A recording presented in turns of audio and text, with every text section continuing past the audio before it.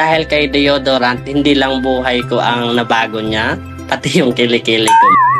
Yan ang masayang pahayag ng 26-year-old na kargador turned content creator mula sa Naga City na si Aldric Azania. Dahil sa deodorant na prinomote niya online, libo-libo na ang kinikita niya ngayon. Umabot pa raw sa 6 digits ang kinita niya sa loob ng isang araw. Lahat ng yan dahil sa kanyang honest reviews. Basahin natin ang kilikili natin.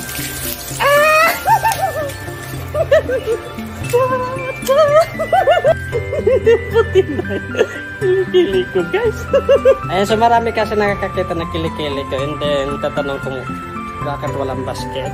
So ito, may basket to, guys, lalagyan ko. Kaya sa para makabili kayo.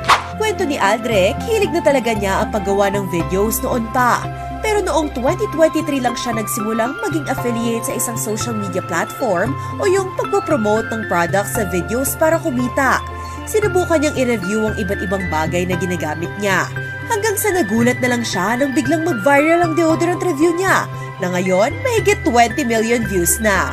Masaya kasi small creator lang ako na hindi kilala. Maasa lang ako sa mga pailan-ilan na order. So nung nagpatok yung deodorant, hindi lang yun sa pagbebenta nag-boom. Pati yung pinto ng buhay ko kasi dire-diretso parang umangat na ng umangat. Hanggat ngayon marami na nakakilala sa akin sa labas. Masaya kasi nakatulong siya sa pamilya ko.